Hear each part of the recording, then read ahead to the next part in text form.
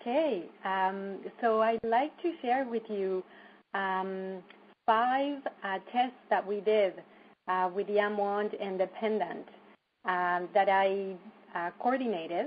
There's a group here in Vancouver, a great team of BAs who has taken upon itself to test the technology that we're working with, just to get more and more comfortable with the effects and the extent of the effects of what we're working with. So this is not considered scientific, but we have been as careful as we can be because, this is for our own comfort, understanding, and knowledge.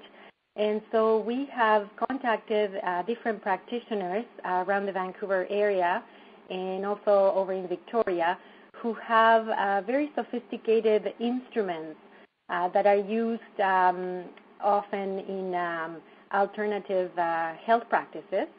And we have tested the wand. So I'm going to start with the very first one we did, which was done with an instrument called a scalar. A scalar measures scalar waves and scalar energy. It's a very sensitive instrument. It measures in megahertz. So we tested the wand, the beam coming out of the wand, and it was amazing because before I go into the actual readings, I like to explain that there's a demarcation in that system that says that anything that measures above 200 megahertz is considered healthy, strong, with enough vital energy to support life. And anything that measures below 200 megahertz is weak, it's not healthy. And amazingly, the wands themselves, 2 of them that we measure, were over 1,200 megahertz. So this is the beam coming out of the wand. And then, yes, and even more amazing than that was the effect that the wand had on water, on food, and on our own energy field. So we first measured tap water from the Vancouver area, and we were shocked to see that it came out at 2.1 megahertz. So the baseline reading was 2.1. That's just very close to dead, energetically speaking.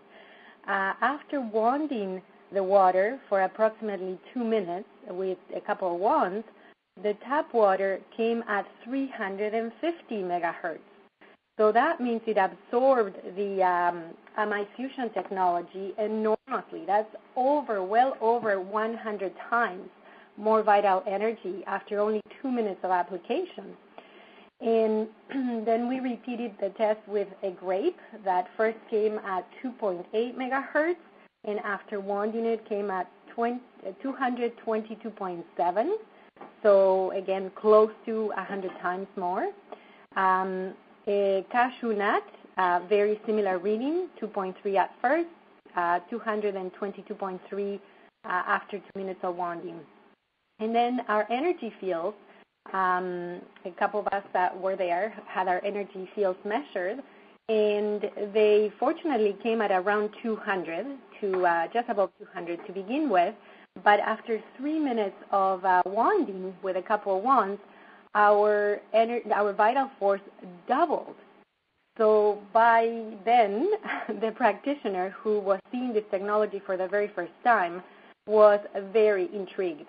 She had never seen anything like that. She had tested many other technologies, and they were all beneficial.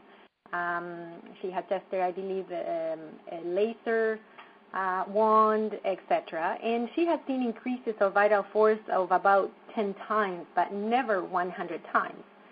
So we worked on her. She had some nerve damage on her arm and hand, and her first reading came at only 2.6 because her arm was really very weak.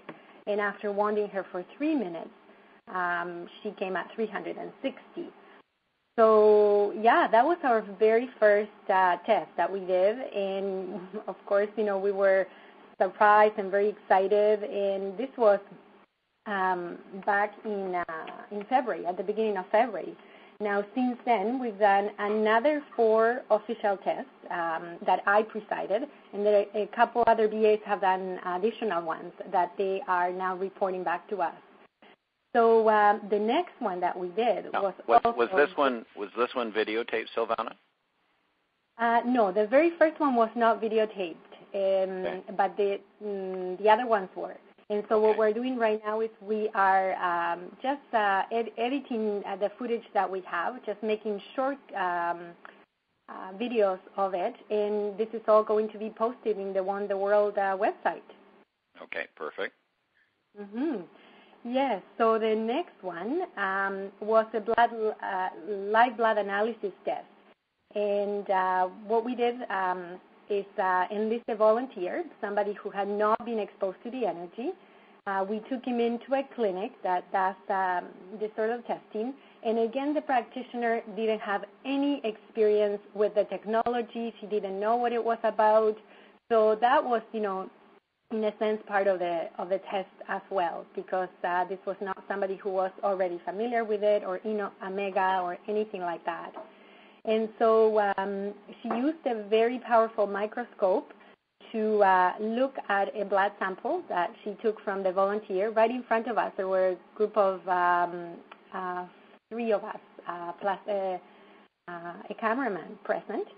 And so all of us were able to see on the big screen that this volunteer's blood, it was not perfect. It was definitely not healthy. His red blood cells were clumped together, and that is an indication of lack of vitality, lack of oxygen,